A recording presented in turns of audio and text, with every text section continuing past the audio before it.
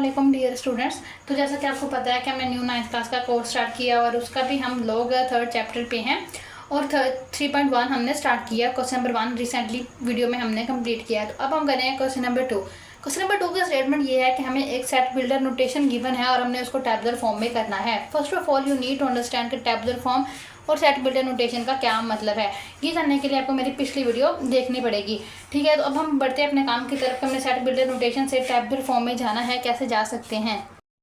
तो चलिए स्टार्ट करते हैं। फर्स्ट क्वेश्चन जो है, जैसा कि मैंने आपको पहले भी बताया कि एक मल्टीपल, एक चीज़ फैक्टर, किसी नंबर की पावर और एक आधा कोई सीक्वेंस छोटा सा, ये कुछ चीज़ें हैं जिन पे आपको अच्छी तरह ग्रिप होनी चाहिए कि मल्टीपल क्या है, फैक्टर क्या है, तभी आप ये 3rd चैप्टर के स्टार्टिंग वाले क्वेश्चंस कर सकते हैं। अब क्या है कि उन्होंने कहा है कि x जबकि x is a multiple of 3 का मल्टीपल होने का मतलब ये है कि इसमें सारे वो नंबर आएंगे जो 3 से किसी नंबर को मल्टीप्लाई करने से बने हैं। जैसे कि 9 हो, 6 हो, 12 हो, या ये समझ ले कि 3 का टेबल ही एक्सटेंड करना है, लेकिन उस पर एक लिमिट है कि वो होगा नंबर लेस देन 35। तो हम ना लिखना स्टार्ट करते हैं ताकि आपको समझ आए। सबसे पहले वही बात कि आपने लगानी है वही करली ब्रैकेट। 3 का मल्टीपल सबसे पहले 3 भी, अगर 3 को 1 से मल्टीप्लाई करें तो आंसर हमारे पास 3 ही आएगा। 6 आ जाएगा, 9 आएगा, 12 आएगा, 15 आएगा। बेसिकली बिहाइंड द सीन क्या हो रहा है कि सिर्फ इसका टेबल जो है हम वही लिख रहे हैं। 30 आ जाएगा, यहाँ तक तो टेबल है, उसके बाद 33 भी आएगा। 33 कैसे आता है? 3 को 11 से मल्टीप्लाई करने से आ जाता है। तो लेस देन 35 लिखा हुआ तो हम लोग 33 पे रुक गए। सेट बिल्डर नोटेशन में लिखना थोड़ा टफ है, लेकिन सेट बिल्डर नोटेशन से वापस टैबुलर में या डिस्क्रिप्टिव में आना इतना मुश्किल नहीं होता। नेक्स्ट क्वेश्चन की तरफ चलते हैं। उसमें हमें ये कहा गया है कि x जबकि x जो है वो हमारा बिलोंग करता है रियल नंबर से। जैसा कि अगर आपको याद होगा कि लास्ट रिसेंटली हमने क्वेश्चन किए हैं, उसमें है कि हम लोग 2 दफ़ा क्वेश्चन किए जिसमें इंटीजर से बिलोंग कर गया था, लेकिन अब यहाँ पे है रियल नंबर से। रियल नंबर और इंटीजर्स में फ़र्क क्या होता है ये भी आपको अच्छी तरह पता होना चाहिए।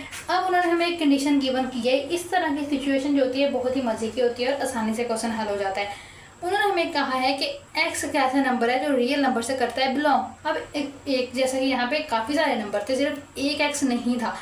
यहाँ पे भी हो सकता है काफ़ी सारे हो सकता है एक यूनिक नंबर ही हो, रियल नंबर होगा। और वो जो भी x की वैल्यू जैसे हम यहाँ पे पुट करेंगे और पूरा को सोल्व करेंगे तो आंसर आएगा 0। ठीक है, तो ऐसा सिर्फ और सिर्फ एक ही दुनिया में नंबर है रियल नंबर। अगर हम x की जगह पे लिख दें -1/2 तो ये कंडीशन होती है सेटिस्फाई। कैसे सेटिस्फाई होती है? मैं यहाँ पे लिख देती हूँ 2 × पावर -1/2 + 1। ये इससे कैंसिल होकर और आंसर आ जाना है इसका 0 आ जाएगा ना।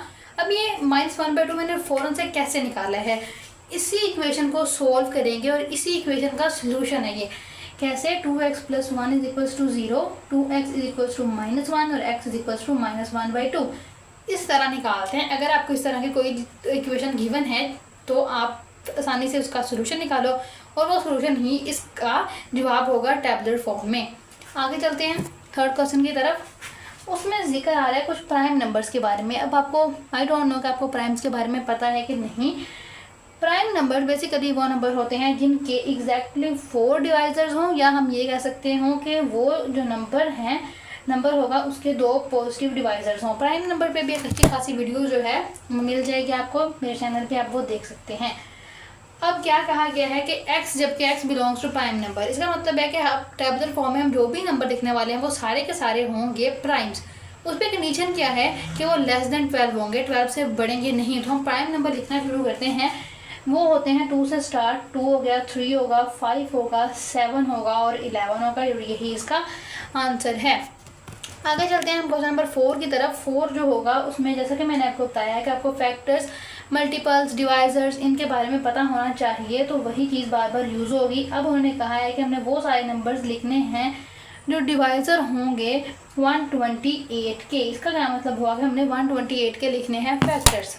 ठीक है, तो लिखते हैं हम एक ब्रैकेट लगाते हैं और फैक्टर लिखना शुरू करते हैं। पहला 1 आएगा, 2 आएगा, 4 आएगा, 8 आएगा, 32 आएगा, 64 आएगा और 128 बजाते खुद भी आएगा। ये सारे वो नंबर है जो 128 को डिवाइड करते हैं या उसके फैक्टर्स हैं। ठीक है, आगे चलते हैं क्वेश्चन नंबर 5 की तरफ। क्वेश्चन नंबर 5 देखने के अगर आपने क्वेश्चन नंबर 1 किया है ना तो 5 आपको लगेगा कि जैसे आपने कहीं पे देखा हुआ है। क्या उन्होंने कंडीशन दी है कि x इज इक्वल टू 2 की पावर में आना है n ने, n बिलोंग करेगा सेट ऑफ नेचुरल नंबर से। हाँ, और इस पर एक रिस्ट्रिक्शन भी है कि n हमारे पास लेस देन होना चाहिए 8।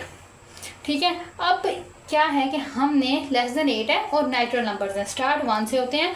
तो हम लिखना शुरू करते हैं। सबसे पहले n इज इक्वल टू, अगर मैं 1 लेती हूँ तो मेरे पास आएगा 2। अगर मैं n की जगह पे 2 लूँ तो 2 पावर 2 क्या होती है 4, तो मेरे पास 4 आएगा। अगर मैं 2 पावर 3 लेती हूँ तो मेरे पास 8 आएगा। 2 पावर 4 लूँगी तो 16 आएगा। इसी तरह आगे आगे हमने चलते जाना है। 16 के बाद 32 आ जाएगा, 32 के बाद 64 भी जाहिर आएगा, फिर 128 भी आएगा। ठीक है, आई होप सो कि आपको चीज़ क्लियर हो। हाँ, और आगे चलते हैं हमारे पास 6 वाले क्वेश्चन की तरफ। 6 वाले क्वेश्चन को देख के आपको लगेगा कि जैसे आपको ये आता है, लेकिन हम डैम श्योर कि आप उस तक नहीं पहुंच पाओगे। ठीक है, तो x + 4 इज इक्वल टू 0।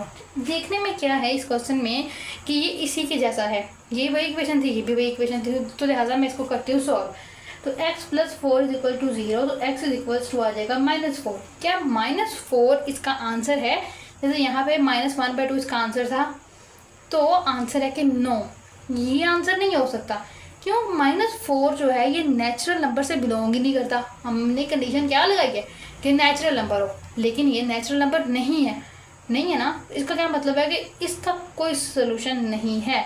तो हम लिखेंगे एक एम्प्टी सेट, और एम्प्टी सेट को या तो हम इस तरह खाली करके ब्रैकेट से डिनोट करेंगे, या ये गोल अंडा लगा के दरमियान में एक लाइन लगा देते हैं कि कोई भी दुनिया जहान का ऐसा नंबर नहीं है नेचुरल नंबर में से मैं बात कर रही हूँ कि अगर हम उस इस x की जगह पुट करें तो आंसर 0 आ जाए, क्योंकि नेचुरल नंबर्स कुदरती तौर पे पॉजिटिव होते हैं और हमें नंबर चाहिए कोई नेगेटिव में, तो वो नेचुरल में तो पॉसिबल ही नहीं है उसका आना। आगे चलते हैं। 7वां क्वेश्चन बहुत आसान है। इसमें उन्होंने ये कहा है कि x जबकि x belongs to natural number और लेस देन 5 लिखना है, लेस देन और इक्वल्स टू 5, तो पहले 5 नेचुरल नंबर्स ही आ जाएंगे। 7वां क्वेश्चन जो है ये भी बिल्कुल टफ नहीं है, लेकिन आपकी तसल्ली के लिए हम लोग कर लेते हैं कि x जबकि x बिलोंग्स टू इंटीजर्स, जिस तरह बिलोंग्स टू नेचुरल नंबर्स या रियल नंबर्स होता है, और साथ 3x + 1 इज इक्वल्स टू 0, ये कंडीशन इसको सेटिस्फाई करनी चाहिए। ठीक है, अब ये क्वेश्चन जो है ये इस क्वेश्चन की या इस क्वेश्चन की ही इसको थोड़ी सी एक्सटेंशन समझ लें। ठीक है, तो हम स्टार्ट करते हैं। सबसे पहले तो हमें पता है हम ना क्या करते हैं, निकाल के देखते हैं क्या नंबर यहाँ से निकलेगा x में। फिर हम लोगों को पता है कि हमने देखना होता है कि नेचुरल है, रियल है कि इंटीजर है।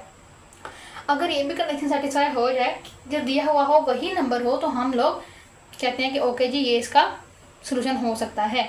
तो मैं लिखती हूँ 3x + 1 इज इक्वल्स टू 0, तो 3x इज इक्वल्स टू -1 और x इज इक्वल्स टू -1/3 आएगा। एम आई राइट? तो देखो माइनस में है, एक नेगेटिव का नंबर है, तो क्या इंटीजर्स में नेगेटिव होता है? क्योंकि हम लोग इंटीजर्स की बात कर रहे हैं ना, तो डेफिनेटली इंटीजर्स में नेगेटिव नंबर्स भी होते हैं। लेकिन आपको पता होना चाहिए कि इंटीजर्स कुछ इस तरह के होते हैं, मतलब कि इंटीजर्स डिस्क्रीट नंबर होते हैं। 1/3 या -1/3 is not a discrete number. अगर जैसे हम इसको सोल्व करेंगे एक डेसिमल पॉइंट देगा हमें, तो इसका क्या मतलब हुआ? इसका मतलब हुआ कि ये भी इसका सोल्यूशन नहीं है। सोल्यूशन इसका ये है, लेकिन क्या है कि इंटीजर्स की कंडीशन की वजह से अब ये इसका सोल्यूशन नहीं रहा। मैं यहाँ पे रियल नंबर लिखती हूँ ना, तो ये इसका सोल्यूशन है। अगर मैं यहाँ पे रैशनल लिखती हूँ तो सोल्यूशन है, अदरवाइज ये सोल्यूशन नहीं है। तो इसका आंसर भी क्या होगा? सिंपली एम्प्टी सेट या 5 सेट। फर्स्ट ऑफ ऑल आपने इसको सॉल्व करना है, जो आंसर आएगा उसको मैच करना है कि क्या ये नंबर वाकई ही गिवन कंडीशन से मैच होता है कि नहीं। अगर होता है तो वेल एंड गुड, अगर नहीं होता तो आप उसको वहीं स्टॉप करके लिखोगे कि इसका आंसर एक एम्प्टी सेट है। तो यहाँ पे होता है क्वेश्चन नंबर 2 कंप्लीट। तो मिलते हैं नेक्स्ट वीडियो में नेक्स्ट क्वेश्चन के साथ, तब तक के लिए अल्लाह हाफिज़।